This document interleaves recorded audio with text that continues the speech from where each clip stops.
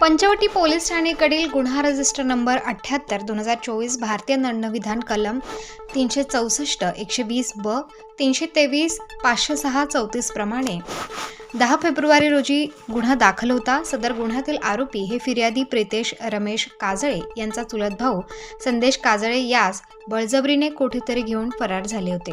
सदर गुन्हा उघडकीस आणण्याबाबत पोलीस आयुक्त संदीप कर्णिक यांनी सूचना दिल्या होत्या। तसेच पोलीस उपायुक्त गुन्हे बचाव, सहाय्यक पोलीस आयुक्त डॉक्टर सीताराम कोल्हे यांनी गुन्हे शाखा युनिट क्रमांक 1 यांना मार्गदर्शन केले होते। त्या अनुषंगाने गुन्हे शाखा युनिट क्रमांक 1 कडील पोलीस अधिकारी व अंमलदार हे सदर गुन्ह्यातील आरोपी यांचा शोध घेत असताना पोलीस नाईक विशाल देवरे यांना गुप्त बातमीदार यांच्या मार्फतीने बातमी मिळाली की गुन्ह्यातील आरोपी स्वप्नील उन्हवणे हा एका सिल्व्हर रंगाच्या विना नंबर प्लेट असलेल्या इको वाहनामध्ये त्र्यंबकेश्वर परिसरात फिरत असल्याची माहिती मिळाली। सदरची माहिती वरिष्ठ पोलीस निरीक्षक अनिल शिंदे यांना दिली। त्यांनी मिळालेल्या बातमीप्रमाणे खात्री करून संशयित इसमास ताब्यात घेण्याकामी गुन्हे शाखा युनिट क्रमांक 1 नाशिककडील सहाय्यक पोलीस निरीक्षक हेमंत तोडकर, सहाय्यक पोलीस उपनिरीक्षक रवींद्र बागुल, पोलीस हवालदार प्रवीण वाघमारे, विशाल काठे, पोलीस नाईक विशाल देवरे, पोलीस अंमलदार आप्पा पानबळ,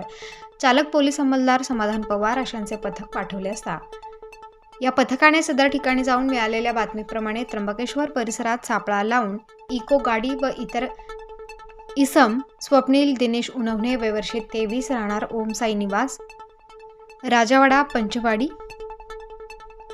नाशिक यास ताब्यात घेऊन त्यास वरील गुन्ह्याच्या बाबत विचारपूस केली असता त्याने व त्याचे साथीदार रणजित आहेर राहणार राजवाडा पंचवटी, नितीन उर्फ पप्पू चौगुले राहणार पंचवटी, पवन भालेराव राहणार त्र्यंबकेश्वर राजवाडा अशांनी मिळून संदेश चंद्रकांत काजळे यास 10 फेब्रुवारी रोजी रात्री 12:30 वाजेच्या सुमारास बळजबरीने याच गाडीत बसवून त्यास रणजित आहेर व नितीन चौगुले यांनी कोयता व लोखंडी रॉडने मारहाण करून जखमी करून त्यास जीवे ठार मारून मोखाडा परिसरात नेऊन त्यास जाळून टाकले अशी हकीकत सांगून गुन्ह्याची कबुली दिल्यावरून त्याच्या गळ्यातून 4 लाख रुपये किमतीची एक सिल्वर रंगाची मारुती सुझुकी कंपनीची इको विना नंबर प्लेट असलेली 4 चाकी ही सविस्तर पंचनामा करून जप्त करण्यात आली असून आरोपीने केलेल्या कबुलीवरून पंचवटी पोलीस ठाणेकडील गुन्हा रजिस्टर नंबर 78 भारतीय दंडविधान कलम 364, 120 ब, 323, 506, 34 प्रमाणे हा गुन्हा उघडकीस आला आहे। दिनांक 10/2/2024 रोजी पंचवटी पोलीस स्टेशन येथे संजय काजळे यास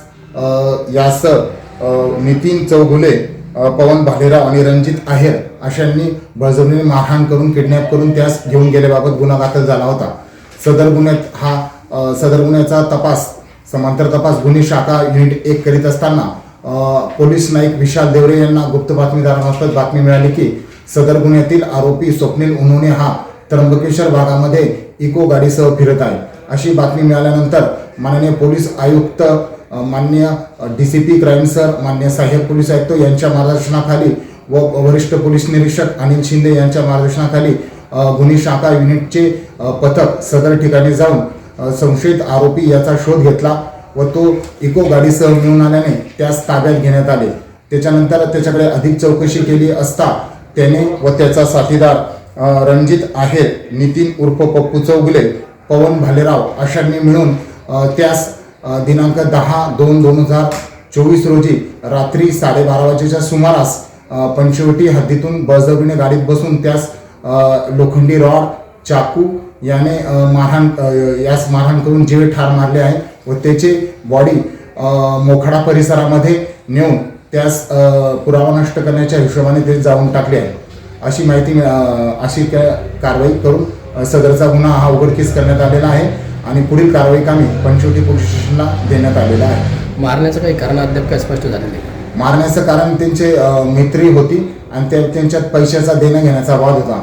त्या कारणामुळे सदरचा गुन्हा घडल्याचं प्राथमिक दृष्ट निष्पन्न झाले आहे। तरी पुढील अधिक तपास पंचवटी पोलीस स्टेशन करीत आहे।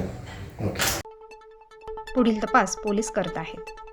प्रतिनिधी मोहसिन पठाण, स्टार न्यूज, नाशिक।